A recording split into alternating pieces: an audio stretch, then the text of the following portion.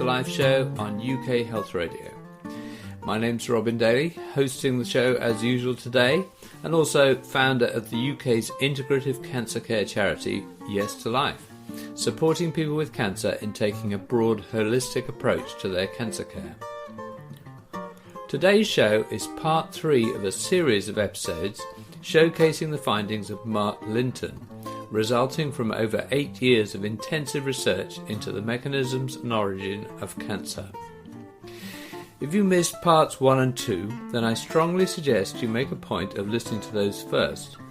Both are available on Listen on Demand, as podcast, and on YouTube, in order that you get the most from today's conversation. I'm speaking to Mark over the internet. Hi Mark, welcome back again for part 3 of Cancer Through Another Lens. Hi Robin, thank you for having me.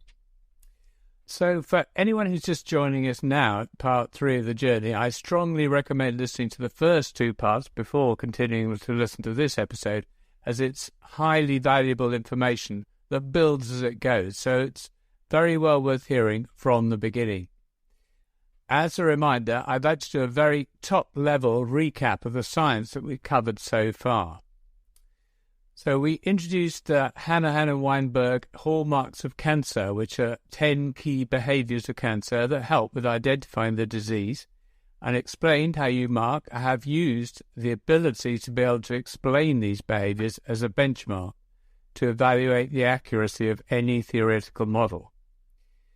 You told us how the current mainstream theory, the somatic mutation theory, that states that it's all a matter of damaged, mutated genes driving the disease, not only has some major holes in it, but it can explain very few of these hallmark behaviours.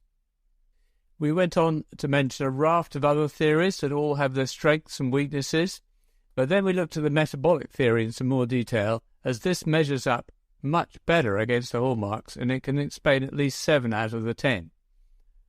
A central focus of your attention was that in 2 respects, the mainstream narrative has sought to explain cancer in a way that requires the orderly process of cancer, sufficiently orderly in fact to be characterized by at least 10 predictable hallmark behaviors, to be the result of random occurrences.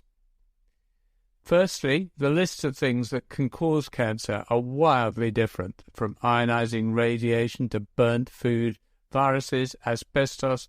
The list is endless. And the way of trying to tie these all together is to say that they cause damage to genes which then go on to drive cancer. But we now know that any damage that's found is actually completely random. There's no pattern to it that could predict an outcome like cancer. And the final nail in the coffin of this way of thinking is that in some instances there isn't any damage found at all. You then homed in on one of the hallmarks in particular that seems to be more important than the others, hallmark 7, known as the Warburg effect, which describes the distinctive metabolism or energy system of cancer cells. You identify that this can't really be satisfactorily explained by anyone, and yet most of the other hallmark behaviours occur as a result of it. So it's a key hallmark to investigate. So that's where we left it. And now I want to pick up directly from there and ask you where your investigations into hallmark 7 took you. Okay, thank you, Robin. Yes, it was interesting identifying hallmark 7 as one of the key hallmarks. So from that conclusion, I began to look at the different possible aspects of biology that could explain the switch to glycolysis that occurs that hallmark 7 refers to. So we're talking about aerobic fermentation here, or aerobic glycolysis. And in doing so, I was trying to identify the underlying mechanism that was driving hallmark 7 that could possibly explain all the other hallmarks of cancer as well. And this led me through a process of looking at say exercise, for instance, because that stimulates glycolysis. If you overly exercise to a certain degree, you're using both systems. Insulin resistance would be another one, because insulin stimulates the use of glycolysis. Hypoxia, inflammation, iron overload, and glucose abundance, all these different aspects, as well as faulty mitochondria and DNA mutation. Now, at this point, I'd gone through the process of looking at faulty mitochondria, understanding the process of defective OXPHOS put forward by the metabolic theory, and DNA mutation, and I've discounted them. So this is why I'm looking at these other aspects to try and determine what else stimulates glycolysis. So in the sense of insulin resistance,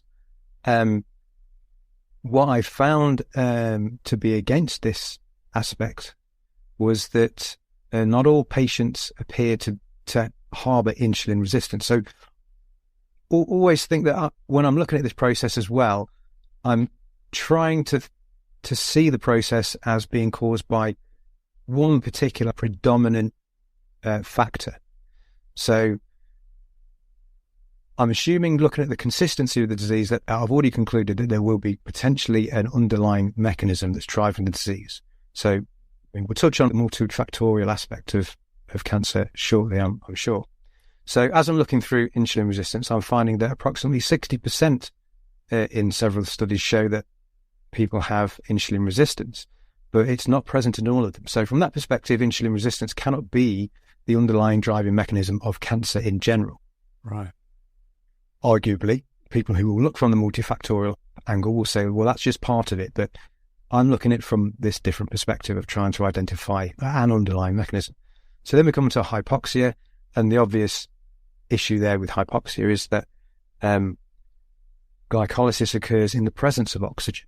So just to be clear, hypoxia means a shortage of oxygen. Yes, a lack of oxygen. So hypoxia, when there's a lack of oxygen, obviously mitochondria are unable to produce energy via OXPHOS, so glycolysis will be instigated to adapt to those situations to provide the ATP energy needed until the oxygen supply is resupplied.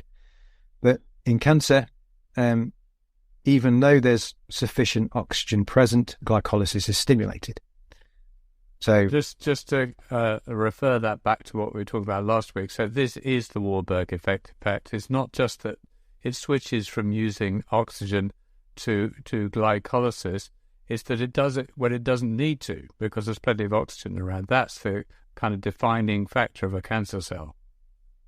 Yes. So and it's referred to quite correctly as aerobic fermentation. So fermentation happening or glycolysis happening even in the presence of oxygen. And obviously this is what Otto Warburg identified as being the Warburg effect. And because there's oxygen present and mitochondria should technically be creating energy when there's oxygen present, this led to the conclusion that mitochondria are faulty, which obviously led to the metabolic theory. So we have inflammation as well. Now, inflammation is a precursor to cancer and quite a number of other diseases. But it appears more so that inflammation is an effect of other factors rather than the actual underlying cause. It plays an intrinsic role, which will be defined later. But it's an effect, not necessarily a cause. Now, iron overload is another one. Now, this can stimulate glycolysis through the mechanism of damaging mitochondria. We've already established through this that faulty mitochondria are potentially not the underlying mechanism involved. And then you have glucose abundance. Now, this, in particular studies in the lab, when you're growing cells on a glucose substrate, this can stimulate glycolysis even in the presence of oxygen, which would suggest that mitochondria are faulty. This is known as the Crabtree effect, and doesn't actually signify that mitochondria are faulty. It's just a case of where there is an abundance of glucose, the body will tend to utilize glycolysis because it consumes far more glucose in order to reduce the level of glucose in the surrounding tissue. And of course, the other one I mentioned was right at the beginning was exercise. Exercise stimulates glycolysis, depending on how intensive that exercise is. But that can't be the underlying mechanism driving cancer, because exercise has been found to be a massive preventative measure, up to 60% preventative in cancer. So, So there are 6 things there that you looked into as all things which are known to be able to play some part in the Wahlberg effect. yeah, But for one reason or another, you dismissed each of those as being fundamentally to do with driving cancer. yeah, and there's bound to be more that I haven't covered. Okay. But these are the main ones that I've identified. Okay. So, you're empty-handed at that point. Where did you go next? Well, that was the moment at which, through all the other research I was doing, remember at this time I'm literally looking into everything, every possibility. So this wasn't such a linear process all the time. It wasn't like I took this and went, oh, well, here's the 6. I was building this model constantly, adding to, oh, right, so later on, glucose abundance can cause glycolysis. So I had this in mind as I was going through all this other area of study. And I've later developed them into a easy format to understand. So as I continued on my research, I was looking at infection, bacteria, viral and fungal infections, and parasitic infections as well. And I came across a couple of studies that suggested within the body of the results that a Wahlberg-like effect had been initiated. And that caused me to sit back and pause, because I wasn't looking specifically at that point for an explanation for the Wahlberg effect. I was just trying to understand how microorganisms interact with the body. And that just jumped out at me.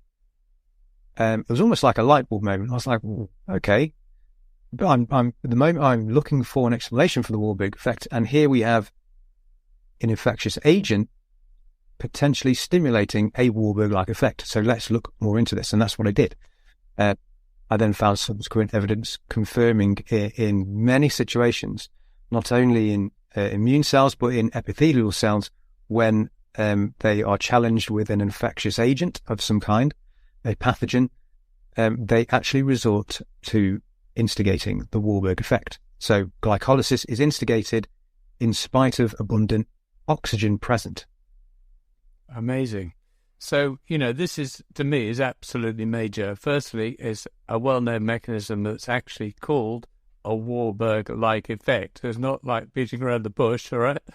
That could exist in infectious diseases and never be mentioned in cancer circles. I mean, when you told me this, I was utterly shocked that I'd never heard of such a thing in almost 2 decades of years to life. I was like, what? You mean there's something happening over there in infectious diseases? I mean, how do you think this could have occurred, that this effect was kind of so off-piste, if you like, from cancer?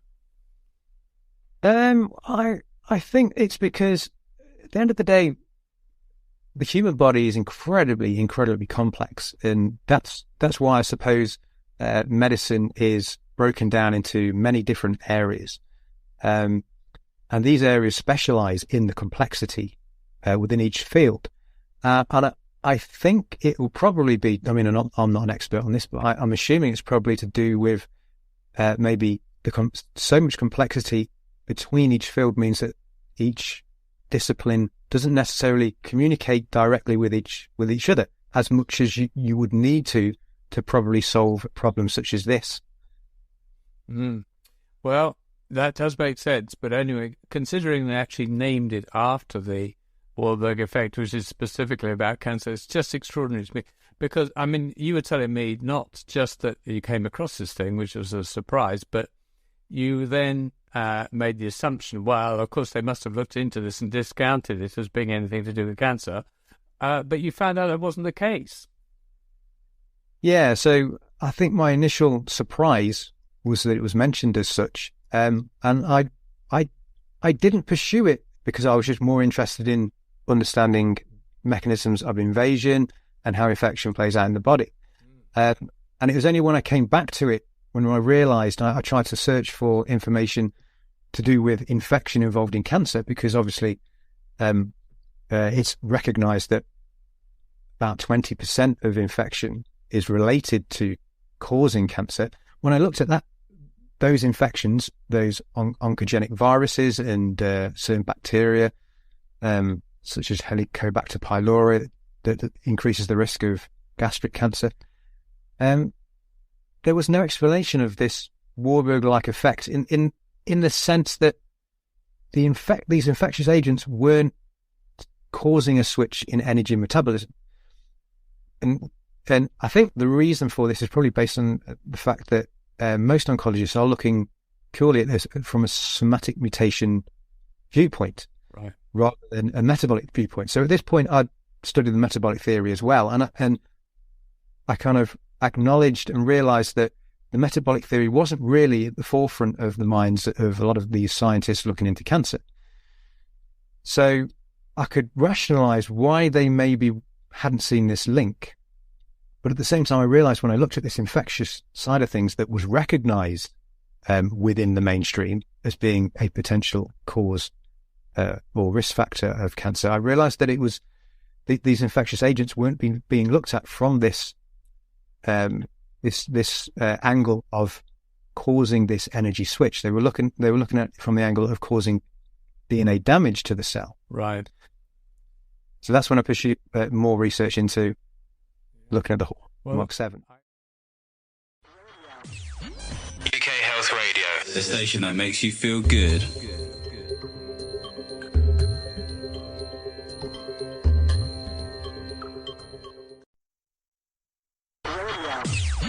UK Health Radio, the station that makes you feel good.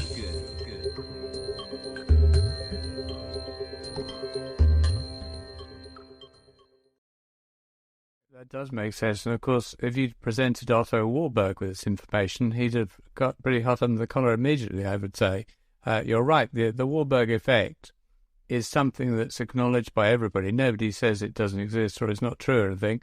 Everybody appreciates that it happens, but it's the amount of significance attached to it that varies, whereas the metabolic theorists attach huge significance to it.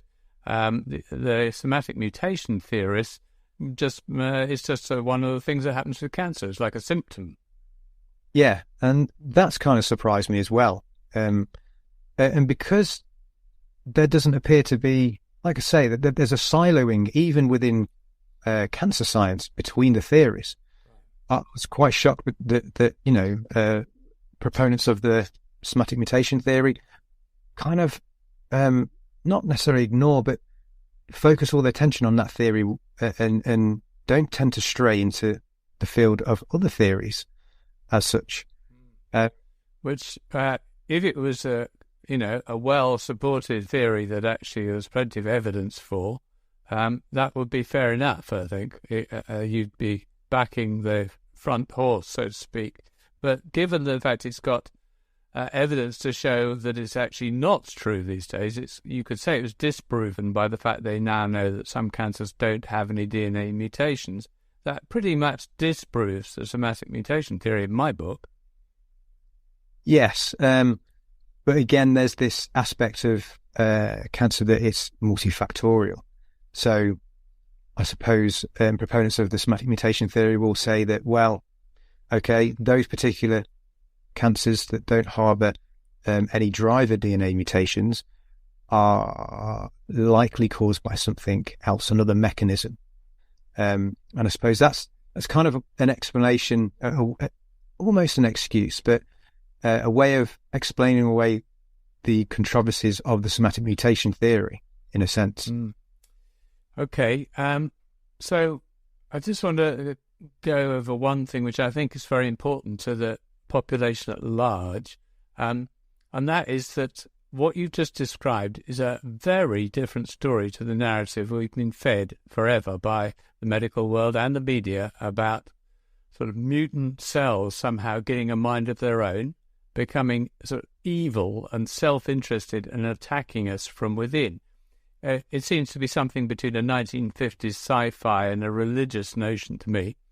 And now we find out that the central behaviour of cancer cells could be depicted as a normal, natural method of defence against infection. A completely different ball game, basically. And just hearing that, my common sense meter is bouncing off the top end. It's actually a relief to hear something that fits in with everything else we know about our bodies and the way they act to continually keep us safe and well in every circumstance. So I think, that's a very important aspect of it. So you mentioned this multifactorial thing several times. This is a big deal, really, isn't it? And something we should speak about. So this is the mainstream view of cancer. And in fact, it goes, I would say, beyond mainstream. It is the view of cancer generally held everywhere by most theorists. Yeah, so I think the idea pretty much springs from the concept that in somatic mutation theory is unable to fully explain the disease, especially given the randomness of the mutations that appear to occur. As well as this, you have the introduction of all these carcinogens and how different and varied they are and the different damage that they cause. So what you have is an amalgamation of a huge abundance of randomness, essentially. So how do you explain that randomness? How do you explain that causes the consistency of the disease? Well, the only way of really rationalizing it, if you are still in support of the somatic mutation theory, is to actually claim that it's a multifactorial disease that can be caused by a multitude of different mutations and different levels of damage to different parts of the cell. That would then make the disease incredibly complex and give more time to try and to carry on with this perspective, I suppose, to try and work out exactly what's going on. But that doesn't seem to make sense in terms of the disease being consistent. The other notion is obviously that just maybe the somatic mutation theory has misinterpreted the underlying mechanism causing the disease. So the multifactorial aspect is trying to explain away, in effect, the inability of randomness to cause consistency by stating that so many different factors possibly could cause the disease. Now, I think there's two aspects to the multifactorial side of things that need to be mentioned. One is that, obviously, carcinogens that I mentioned earlier, there's so many of them and they cause an incredible amount of damage to varying degrees. That side of cancer is multifactorial, in the sense that so many different carcinogens appear to drive the disease. So I'm in agreement with that aspect of the multifactorial trigger, if you like, of cancer. Okay. What I'm not in agreement with is the multifactorial mechanism that drives the disease, that randomness can cause consistency, which brings us back to Hallmark 7 and the consistency of the influence of infectious agents or microorganisms, because that, like you say, it provides a consistency to the mechanism that drives this switch in metabolism. Okay, understood. Well, look, we're going to come back round to how you would explain how all these different carcinogens can seem to lead to the same disease a bit later. But for now, I'd like to come back to the path we were on and go a bit further with finding out a bit more about this Warburg-like effect, because there's been some recent science on cell behavior that plays right into your story in a remarkable way. So do you want to tell us a bit more about that? Yeah, so Dr. Navio is a scientist who has been trying to explain chronic disease through a metabolic perspective. He's created a model called the cell danger response model, which has been looking at how the cell reacts to certain threats. Now, when I looked at his model in terms of infection, it goes something like this. Okay, sorry, before I go through that process, I'll just quickly explain. There are three aspects to Navio's model. The cell danger response 1, or CDR1, CDR2, and CDR3. CDR1 is about containment and innate immunity. So it deals with a response to, say, an infectious agent, and hopefully kills that infectious agent. CDR2 is the second phase, and it moves to this phase once the infectious agent is killed. That's the phase of aerobic glycolysis and proliferation, so essentially cell repair. And then once cell repair has completed its task, we go to the CDR3 phase, which is differentiation and development, and it's essentially a return back to homeostasis, back to the original state of the cell. Now, if we are to look at how an infectious agent or a pathogen invades a cell and the response to that, once a pathogen is detected by a cell, and this is an epithelial cell as well as an immune cell. Explain what an epithelial cell is, will you? An epithelial cell is a type of cell that essentially lines most of the outer layers of the body. Essentially, skin is an epithelial cell layer. Mucous layers, the layer that surrounds your lungs and various organs. So these epithelial cells are essentially the cells, the outer barrier, if you will, of cells that infectious agents come into contact with.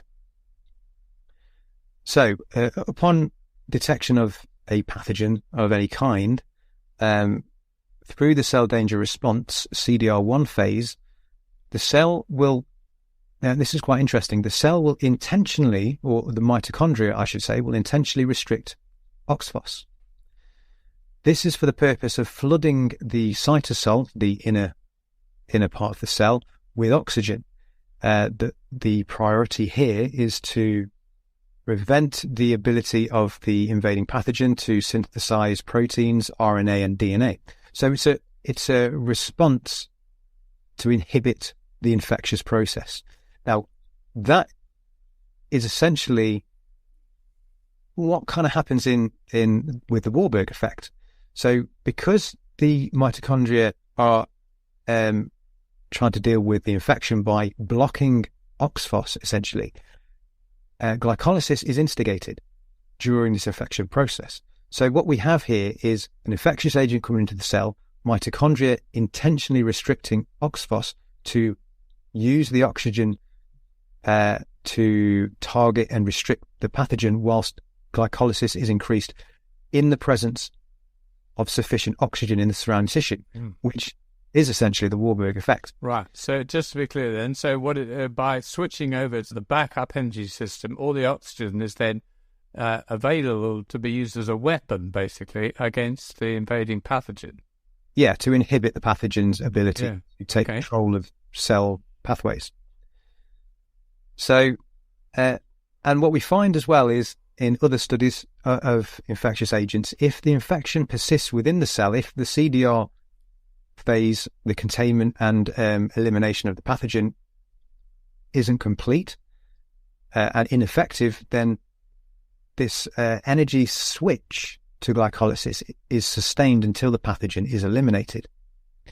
So it appears, if you're looking at Dr. Navio's model, that the cell with an intracellular infectious agent present is stuck between the process of CDR1 and CDR2, which is where the cell's attempting to obviously continue to kill the pathogen, but also is stuck in this process of aerobic glycolysis, which is a proliferative state, which perfectly explains the Warburg effect or hallmark. UK Health Radio, the station that makes you feel good.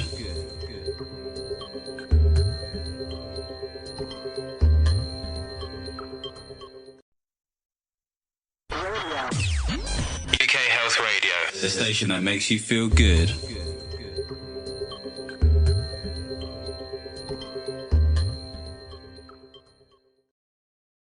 Okay, so there you've stepped across into cancer there slightly, in as much you're saying that the Warburg effect is obviously not just a one-off of cleaning up a cell and then it finishes. It's actually protracted. It keeps going.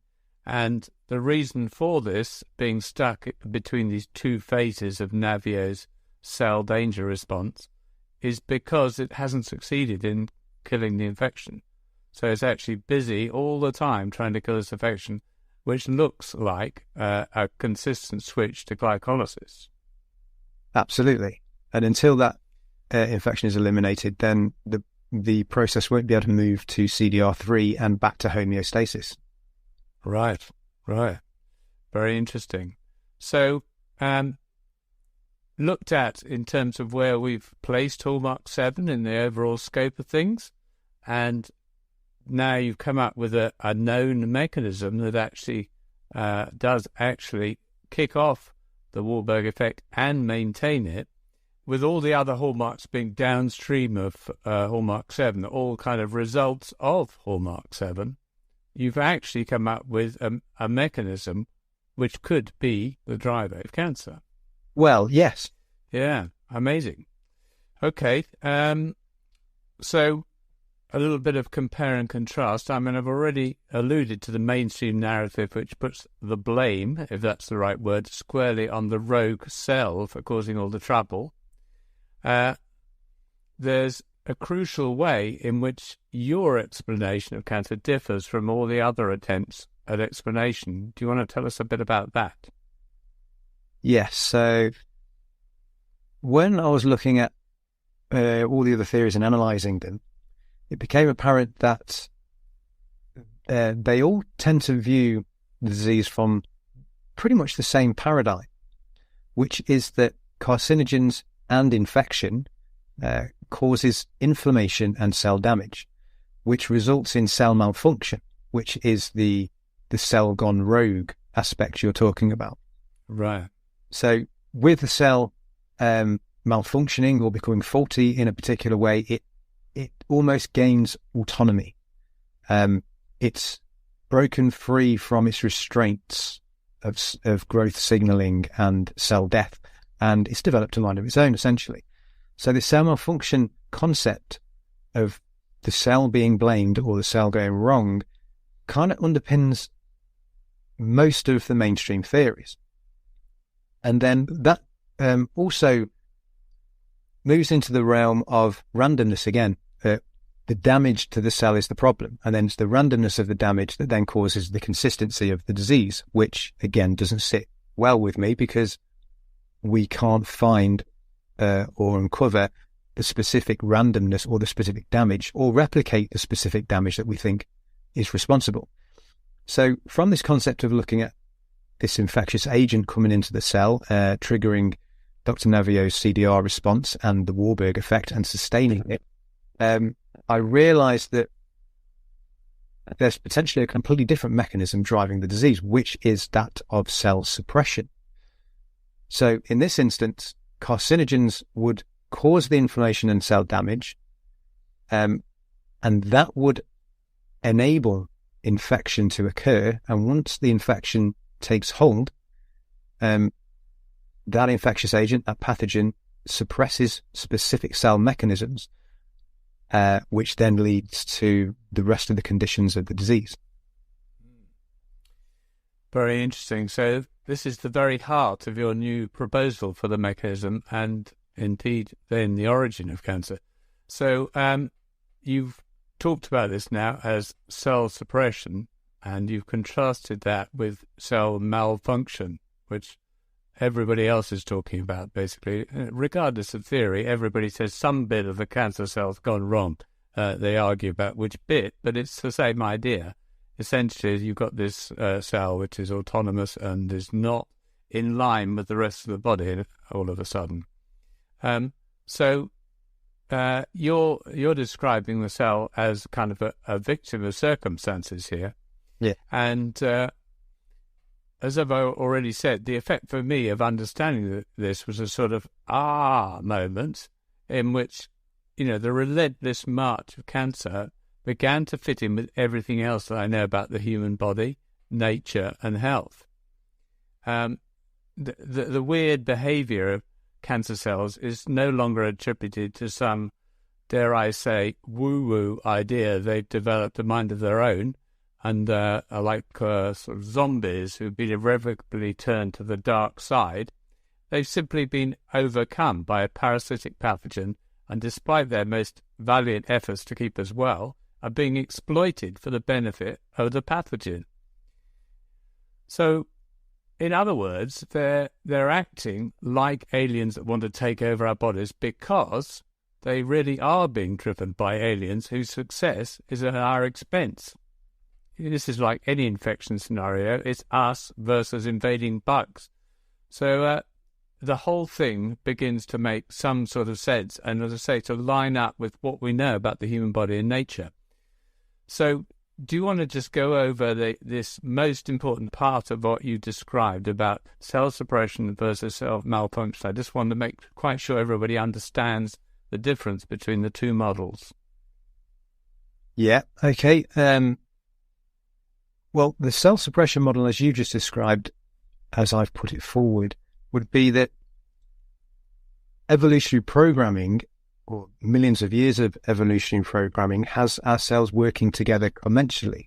And what's happening here is that because of our poor diets and overexposure to certain toxins that we now have in the environment, the control mechanisms within the cell are becoming damaged, and the surrounding tissue, and that allows these pathogens to take hold. So all the while this pathogen's invading the cell and trying to do its thing of sequestering nutrients and suppressing the cell's response in defense, the cell is trying desperately to commit apoptosis. It's trying desperately to commit cell death.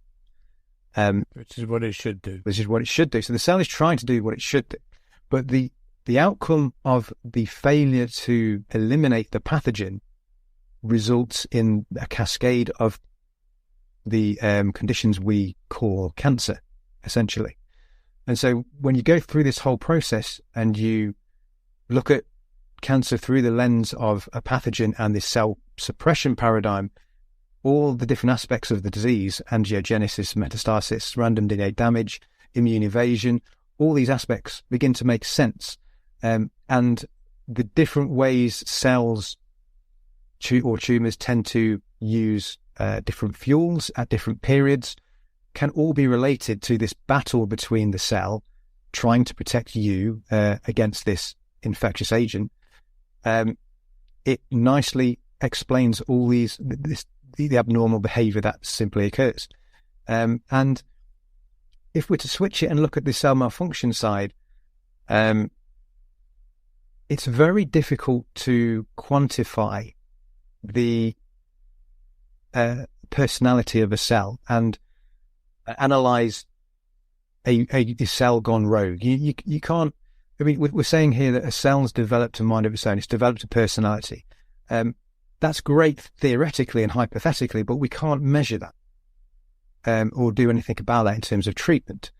And it doesn't explain. It doesn't help to explain the reasons why something happens, why certain damage occurs, or why the cell operates in the way that it does. It's just it's just a way of trying to rationalize the randomness that we think causes the disease, but it's not an end point to itself.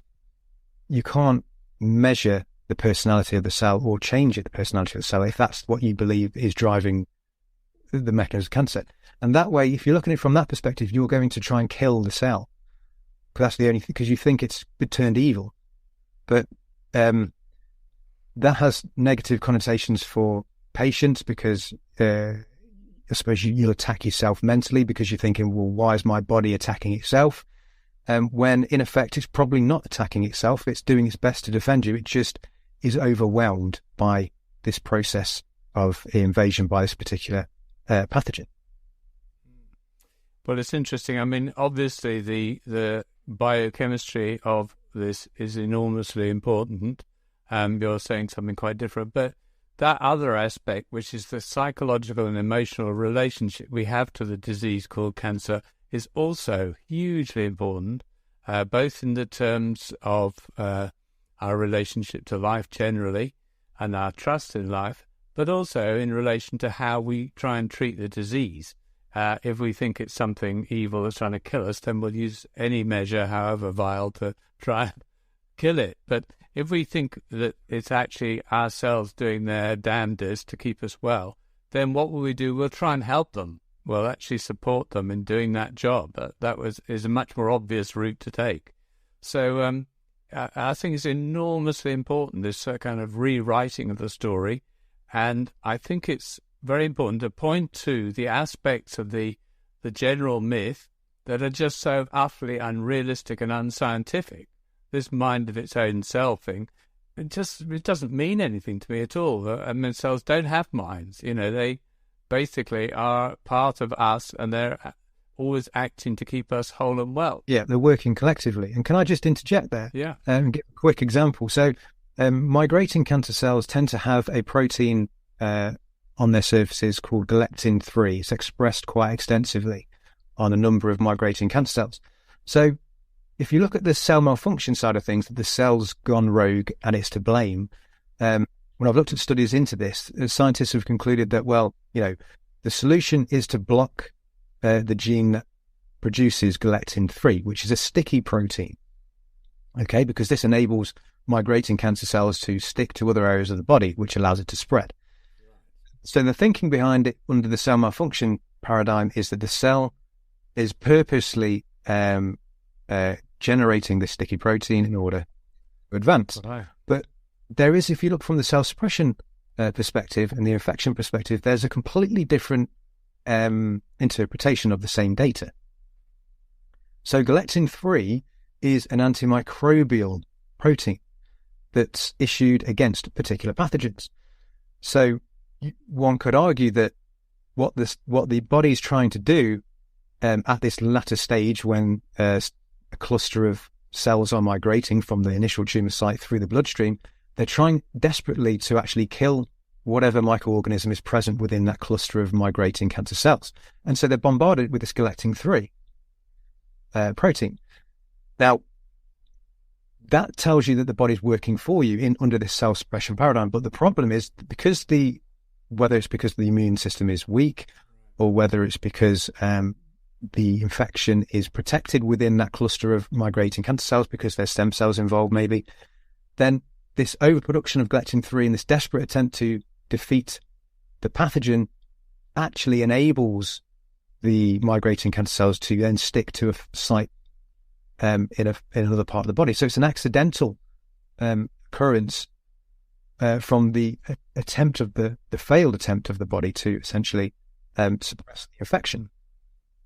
Well, very interesting. Yeah, completely different story. Same observation, but completely different conclusions. Yeah, really interesting. Okay, well, look, we're about coming to the end of today. I want to point towards what we're going to start off with next week. I want to go in. You've already mentioned some of these sort of contributing factors. Where do they fit into the picture? That's where I want to start off next week. You already mentioned inflammation, for example, as being a contributing factor to all cancers, and it obviously gets in there somewhere, but you're placing it in a different position in relation to cancer than anybody else is, I think. And so it'll be very interesting to hear about all those contributing factors and what actual role they place in it. So that's where we'll hit the ground next week. So big thank you again for today. Lots of complex stuff we've gone through. Thanks for taking the time and trouble to really do the detail. No problem. It's an absolute pleasure. Thank you, Rob. I hope you were able to follow that okay. A little science heavy for many listeners, but it is well worth taking the trouble to understand Mark's perspective for yourself, at least in broad terms. For any of you listening who have a time imperative hanging over you and who literally aren't in a position to wait for the coming episodes, Mark has compiled all his findings with their scientific references into a book called The Cancer Resolution. This is not published yet, it's scheduled for late spring, but he has released a pre-publication extract of all the key chapters titled Cancer Through Another Lens, which is available for download from the Yes to Life online store, which you can find by going to the Yes to Life website, that's yestolife.org.uk, and clicking the link to the online store right at the very top of any page. Furthermore, we'll shortly be releasing 3 videos of Mark presenting his findings, which will also be available in the online store. These videos and the pre-publication book extract will also be of interest to practitioners interested to know more. Also, if you're someone with cancer who would like professional support in evaluating the impact that Mark's findings could have on your situation, the Yes to Life helpline can supply details of practitioners ready and willing to help. You can call the helpline on 0870 163 2990, or alternatively use the web form on the website by choosing the I'm New Here menu and selecting our helpline. I want to end today by letting you all know about the Yes to Life conferences for 2023. This year we are pairing a one-day online conference with our annual in-person conference under the joint banner of You and Your Cancer Team. Across the 2 events, we have a seriously impressive array of experience and expertise in the form of our speakers and workshop leaders. Part 1, the online element, is subtitled Building Your Cancer Team and features many specialists who have appeared here on the Yes to Life show, including Kirsten Chick, who has been instrumental in devising the programme for both events, Sophie True, Dr. Catherine Zollman, Scarlett Roberts, Isabel Galliano, Tracy Story and Hayley Norton. The subtitle for the annual conference will be held once again in the autumn in the fabulous Friends House, Euston, London, is Working with Your Integrative Team. Speakers include Kirsten Chick again, Dr. Sam Watts and Patricia Peat, with workshops led by Aga Kahinda, Dr. Britt Cordy, Maria Sardina, Claire Winterbourne, Catalina de Ana Portela, Dr. Shireen Kassam, Sophie True, members of the Yes to Life team. The list goes on. A veritable feast of resources combined with exhibitor stands where you can talk to suppliers, therapists, etc. about what they have on offer.